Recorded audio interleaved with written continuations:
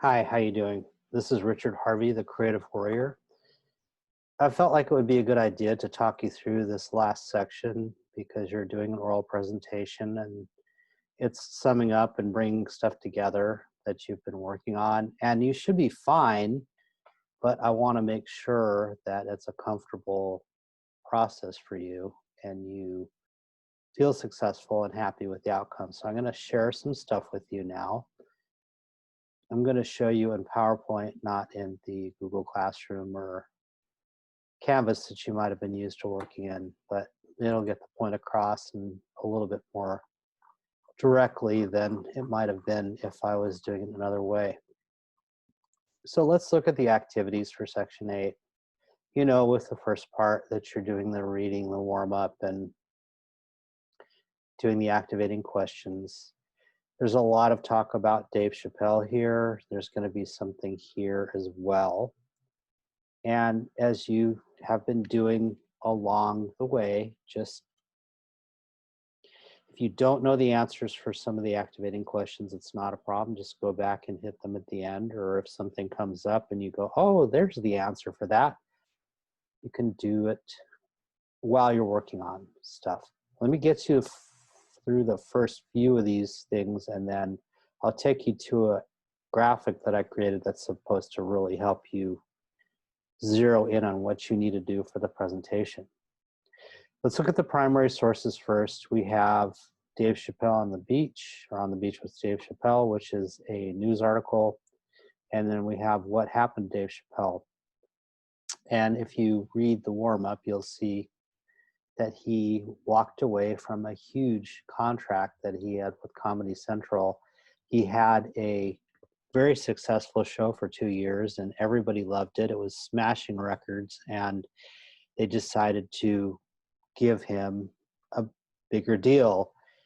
But the bigger deal came with some things that he was not able to live with. He ended up working with people that he felt were not working in his best interest. And he also felt like, in general, that he was not being true to who he was and what he wanted to accomplish. So he walked away from this huge deal. He just disappeared. And these are the two accounts of that here on the beach with Dave Chappelle, and Oprah Winfrey talks to him as well. The next one is Fake It Till You Become It. So we have in this situation somebody choosing that he was not on track with who he wanted to be. He had done a lot of work. He had up-leveled, but he decided that he was not getting what he wanted. He was not being true to himself. The next primary source that you're going to look at and write a quick write for is called Fake It Till You Become It. And it's about a woman who had a traumatic brain injury. I am a brain cancer survivor, I should say, and I have all kinds of empathy for her and what she was dealing with. It's very hard to wake up and find out you can't do what you used to be able to do and try to claw your way back, and that's what she did. And one of the great things about this, in connection with what we're doing, is that she found a mentor, because you're going to be in your presentation, you're going to be acting as a mentor, that coached her to fake it until she became it. She went into a school, a very prestigious school, and the mentor told her, just go and do what you need to do and take the steps and act like you're successful, and eventually you'll acclimatize, you'll become, it'll normalize that you're there. And this is something that Murdoch talked about in the first section when he was talking about dreaming himself into spaces. It's a very common technique. Not common in that we're doing this, it's special because most people don't realize that if you focus on what you want, it attracts it to you. They just think, life is fate or destiny or whatever. Well, some of what you bring to yourself in life is based on how you're thinking, what you're focusing on. You end up attracting certain types of people and situations. And so what she did is faked it until she became it. She explains it much more articulately, or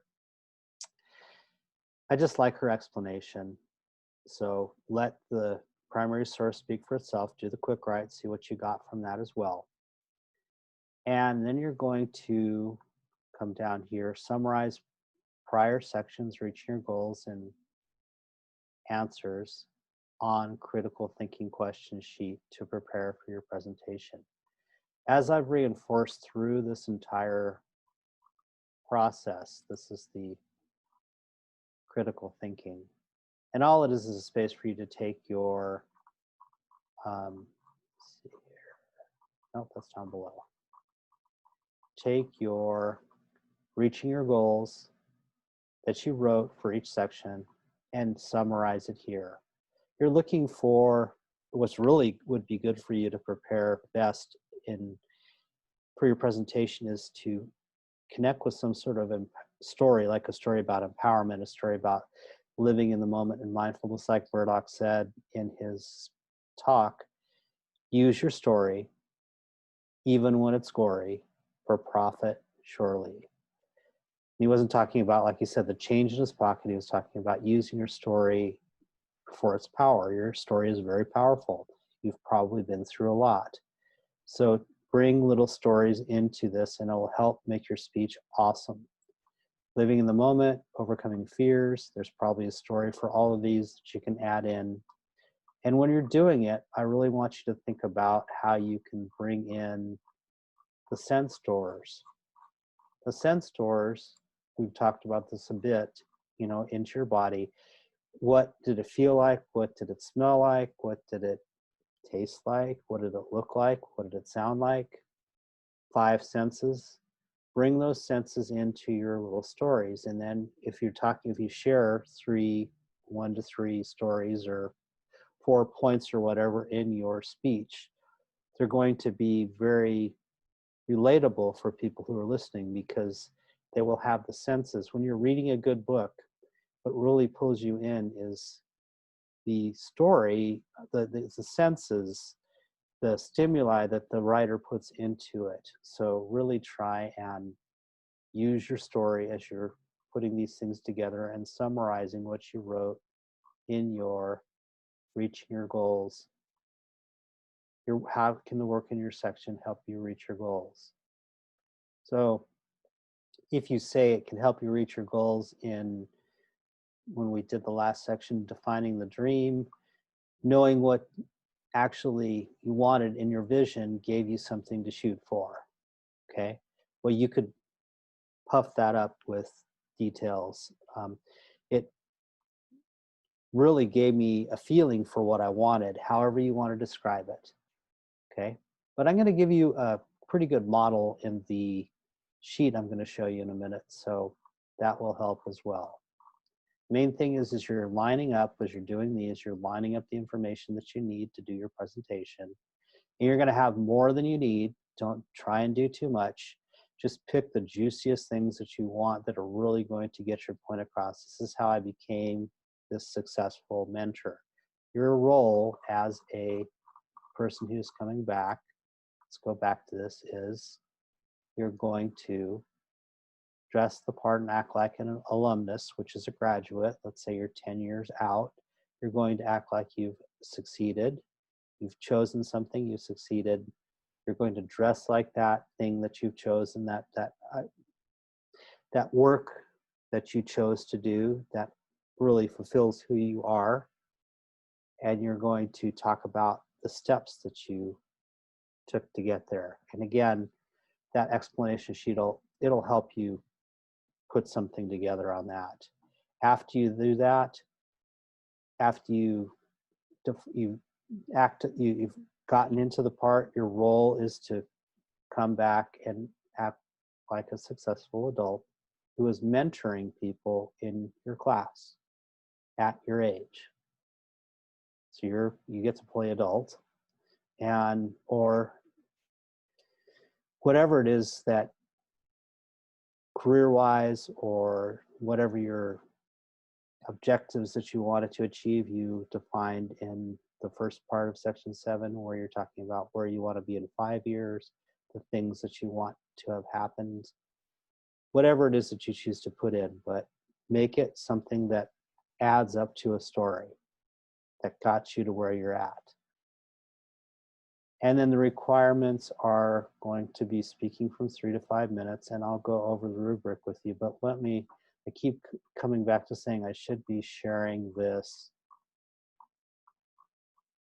preparing to do for dressing your part presentation, how to give a well-organized 5-minute talk.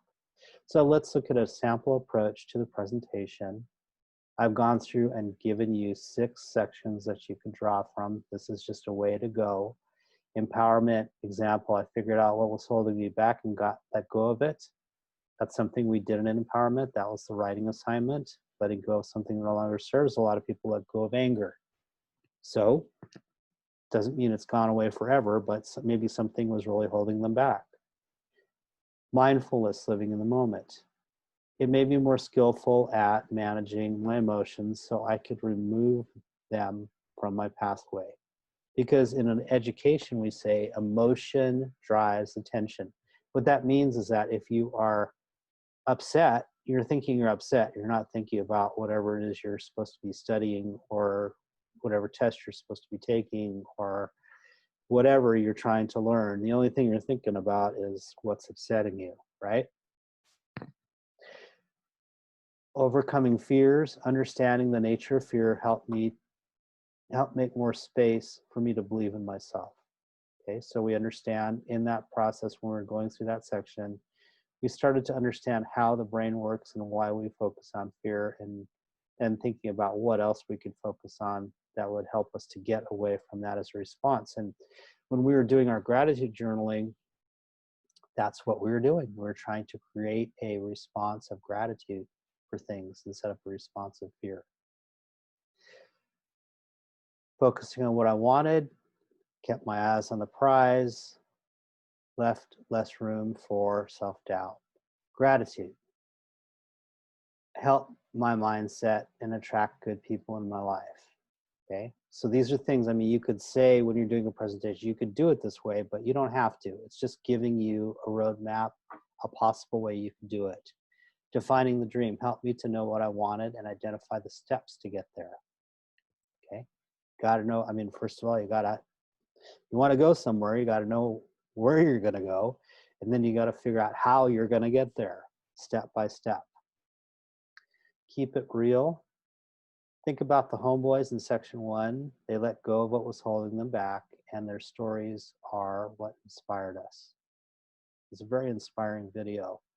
Can't watch that without just feeling, I choke up. I mean, it really, I love these people that they have found the power within themselves to transform into, just like Dave Chappelle, I mean, who they dream of, who they want to be, who they truly are. And somebody was there to support them. There was a mentor. Again, you're a mentor. You're coming back to support people. Bring senses into the story. Notice an example how the reference to the senses, notice in the example how the references to the senses bring the story to life. If you choose overcoming fears as the theme of your presentation, asking my wife out on our first date was terrifying. My eyes were sweaty. My heart was beating like crazy. I felt like the world was closing in on me. I just knew she would say no. But you know what they say about fear? Fear is false expectations appearing real. She said yes. And then I felt like a superhero, up and away. We were happily married we've been happily married after 5 years.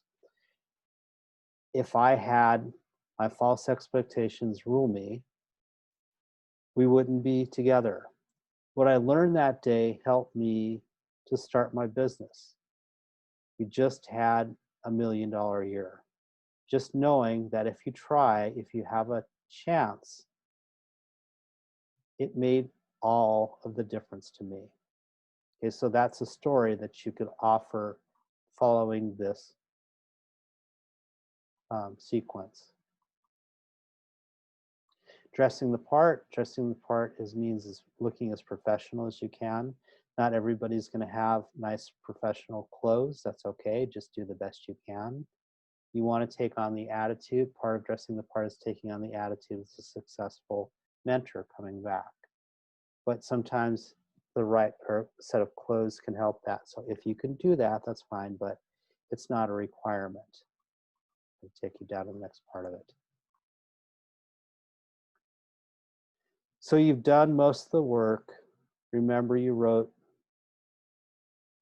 you wrote in reaching your goals, response in each section. Use that as a resource when you talk.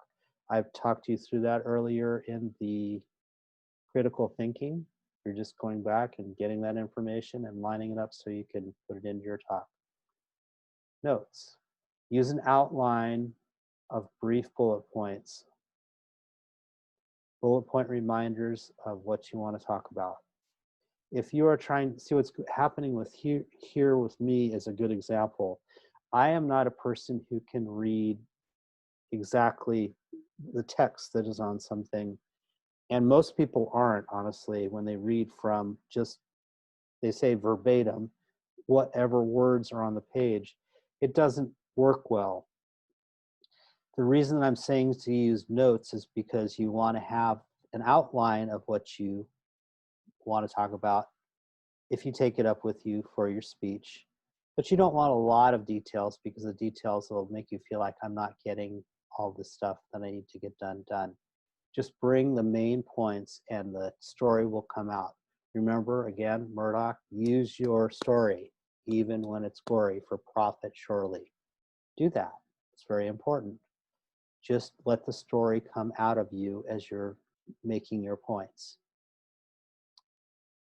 Remember that you have your vision board from section 7 as a visual aid. You want to bring a visual aid, you could also take pictures of it and use it in slides in Google Slides or PowerPoint. You don't have to, but at least have something as a visual aid. Practice. When you do your presentation, what you want to do is you want to bring your phone. Bring your phone and record what you are, not when you're doing the presentation, but when you prepare for the presentation, bring your phone. What you want to do is record what you're doing, do the speech, whatever you're going to do. You've got your notes put together, do the speech, and listen to how you sound. Listen to what you could do to make it better. Maybe you're using too many filler words like ahs or ums or something like that. Maybe your voice is very monotone, single tone. Maybe you could switch it up a little bit or bring it down or whatever you need to do to make it interesting. That's all in the rubric. I'll talk to you about that in a minute. It's all in the story. Remember, after you practice, I would say practice your speech about 10 times and record it and listen to it and see what you can learn from the process. You'll just become a better speaker. It's all in the story, like I was saying earlier. Make it into a story, a sequence of events that create an ending result would be a good way. I mean, here you are mentoring. How did I get here? I got here because I mean, in the sequence that I gave you earlier, I was terrified when I was going to ask my wife, who was my girlfriend at the time. Actually, she wasn't my girlfriend at the time, just somebody that I was friends with, ask her out. And she said yes. And then I found out that when you ask for something, sometimes you get it. And then that made me a better person to successfully run a business. Asking and asking really helps me. Okay. And then that's a tip that you're giving to people as you're mentoring. When you come up, have fun. Remember that when you have a speaker that comes to your class, what makes them interesting for you? Their story, and also maybe they tell a joke, or maybe they talk to you, they ask you questions. That's a good way to engage people. And I'll talk about that in the rubric. So these are all just here to help you, and I'm hoping that they do. Let me just hit the rubric for a little bit, and then we will be done with this part, and I hope that it's going to help you. Just want to give you a little bit of a leg up here.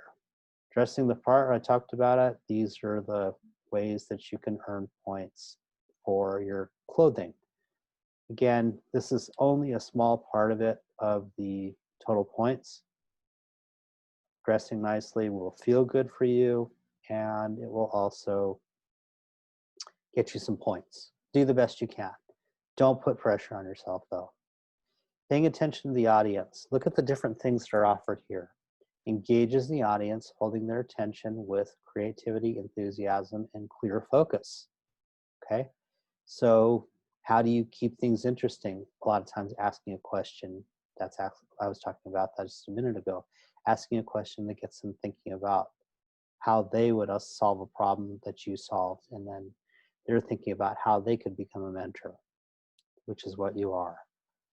You share 4 or more goals in the content.